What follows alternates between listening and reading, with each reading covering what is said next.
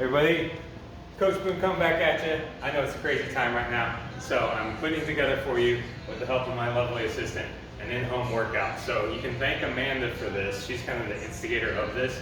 What she did is she sent me pictures of some equipment she had at home, and she asked, hey, can you put me something together with this? And of course. So I'm going to do just that with a little bit of equipment we have here. And then if you don't have any of this stuff at home, which a lot of you probably don't, then I'll give you some other ideas into what else you can use for some of this stuff. So we're going to start off with a one-legged RDL, okay, with an easy bar. So Amanda has one of these, pretty handy. So we're going to get it ready to go. And now my lovely assistant will demonstrate a one-legged RDL, okay?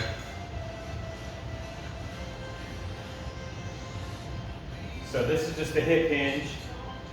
Nice and controlled movement is what we're looking for. She's just gonna feel on the back of that stance leg in her hamstrings and bring it right back up. So you're just looking for, if you're doing it really well, you're gonna feel it in the glutes and the hamstrings. Yep, and you're just gonna take your time, feel the balance, okay? We don't wanna wind up falling into your counter or your table or something. We're gonna start off doing 5 per side. So here for you today, we're gonna do a full set of each one of the exercises, okay? That's our director, Baby Joe back there. He's directing from behind the scenes. So then we're gonna switch legs afterward. So she's doing a good job keeping squared up, keeping your feet pointed down, because as you hinge, we don't want to open up the hip. We're trying to keep the hips fairly parallel to the ground as you're doing this.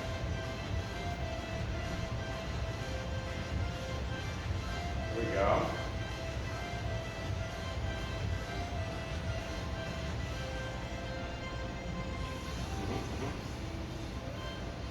So we have to keep those hammies nice and strong because we've been sitting on our butts for too long because of the plague outside.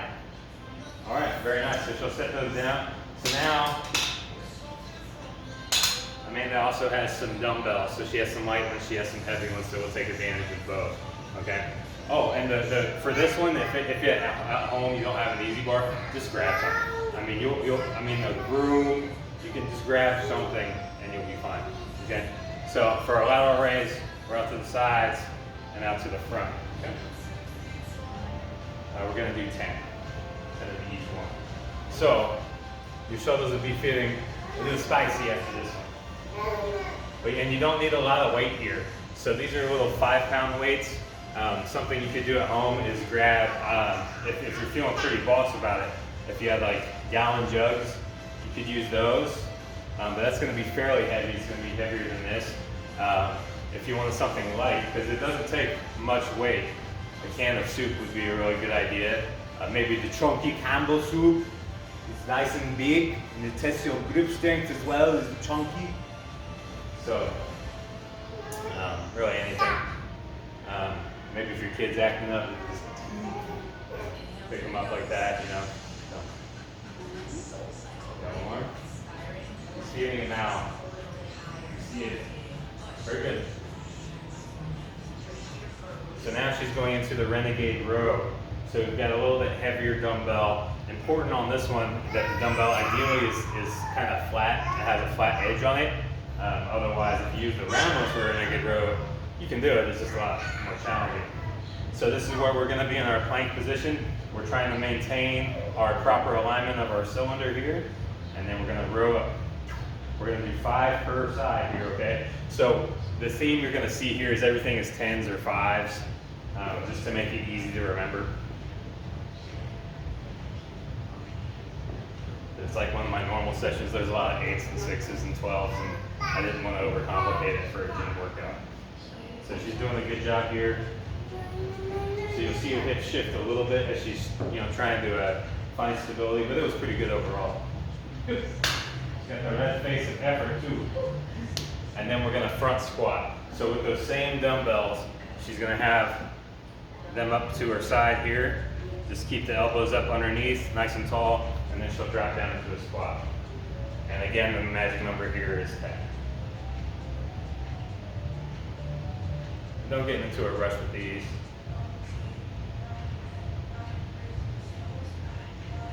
Good.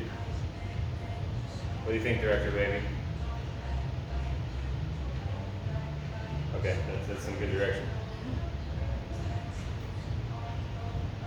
Nice. He is squatting behind the scenes. You can tell our production value is very, very high. All right, now we're moving into the next phase, push-ups. You all know how I love my push-ups. So you're going to do as many push-ups as you can, with 10 being the maximum. And if you want to rock out more than that, then nothing wrong with that either. You want to do the push-ups? So we'll see how many push-ups my lovely assistant can knock out here. I think everybody knows how to do push-ups. They don't need me to demonstrate this. There we go. She's doing a fairly good job keeping straight. That's really what we're looking for. Ideally, she'd be able to keep her hips higher, but it's just something that we got to work on.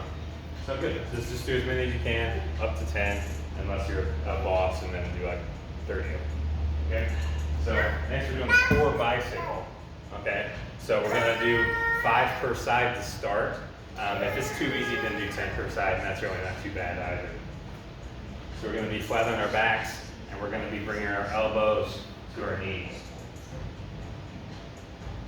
Now the thing you want to watch here is as you extend that leg, you don't want to go into an extended posture. You don't want to feel this in your lower back, okay? Getting some more direction from behind the scenes there. I don't know if you guys hear that. We're doing our best, people, all right? We got, where's this baby going to be? Where are you going to be?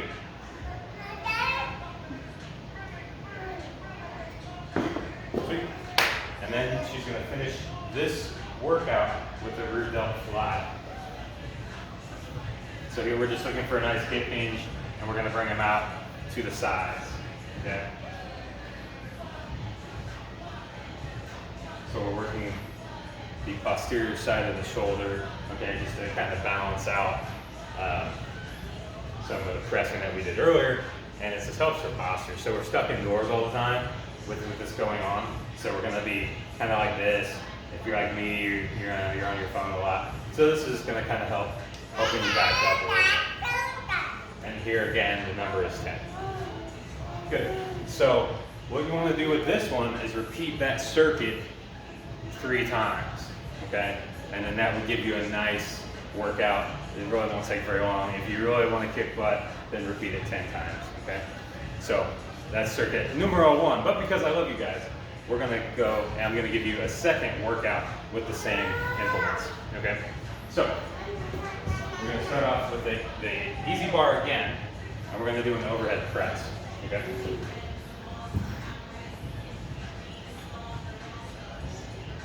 So in the overhead press, we want to keep the elbows up in front of us. So we have this straight line. We don't want to push like this. We're going to keep that nice core alignment, like we discussed earlier with the core exercises, and we're going to push through. We want to finish with the arms covering up our ears, not out here, okay? Because again, we don't want to feel it in our lower back. So she's doing a good job of just making sure it's directly overhead at the top. So it's covering her ears. That is the magic number here as well. And so this takes a lot of core in this exercise because you are the stability, right? It's not like we're bench pressing where the bench is providing stability for it.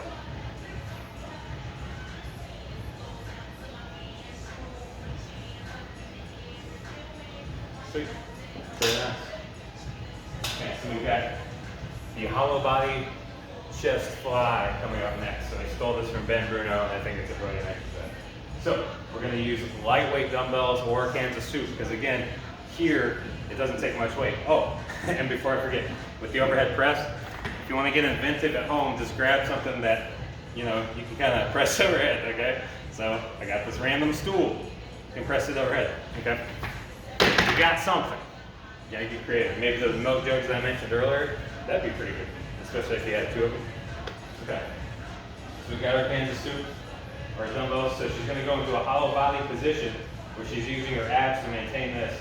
So bring those up. Right up. There we go. So one comes out.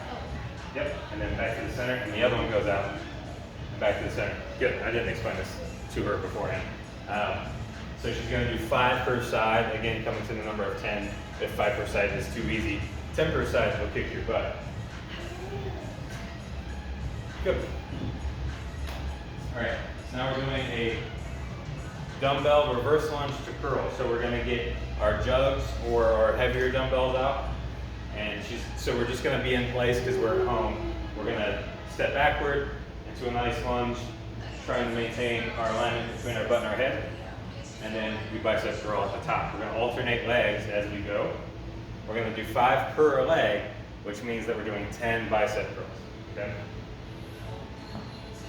So we're just getting more done in less time. You guys know I like this combo. I've liked this combo forever. If you want to add even more overhead pressing, you can do the curl and the press. I use that a lot with a few of you. It's a good one to burn a lot of energy and cover a lot of bases all at one time.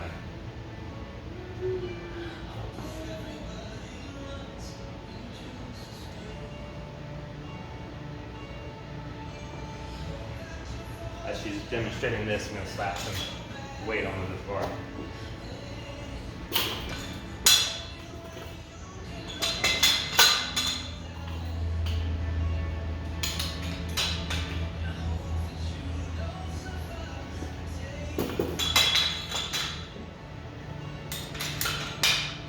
Okay, so now we have a easy bar bent row, okay? So you're gonna put more weight on this than you would overhead press with, okay? Because you're gonna be able to row a lot more. So she's gonna come nice hip hinge, okay? And she's gonna pull it up towards her chest and back down. Well, it's gonna, not like breast level, but about sternum, okay? You row it up.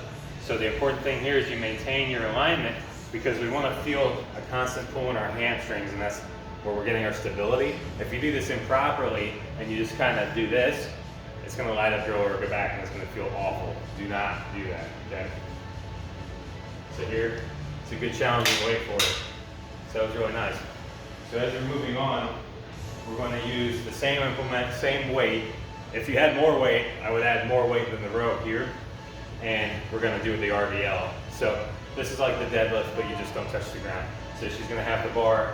We're going to hip hinge until we feel our glutes and hammies come on and back up. Remember, we're thinking about that bowl of the pelvis. If there was water in it, we're going to pour that water forward onto the ground with our hinge, okay? Again, we can pick up any kind of object and do this, right? We just got to get a little creative if you're at home. So we're feeling our hammies and our glute, and we're back up. So we got to keep that strong because we've been sitting on them. They're inactive right now. Now 10 is the magic number again. So your single leg, single arm stuff, it's going to be 5 per side. Your double arm, double leg stuff, it's going to be 10. This is easy to remember. Cool. So then we're going back to our favorite exercise ever, the push-up. So see how many more she's got here.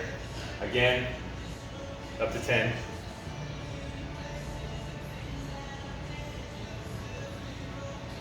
So each one of these workouts has the push-up in it. As you guys all know how big of a fan I am, it's just really, really good for shoulder health. Yeah, director? And then we're also going to do that rear delt fly again. And again, we do that on both our exercises because it just helps balance out what we've been doing in our posture. So here, and I've been playing with this as well, don't think about squeezing your shoulder blades together when you do this. We don't want to go into an extended posture. You just want to think, you're just keeping wide, like I'm going to launch them out of the way for me, okay? There we go.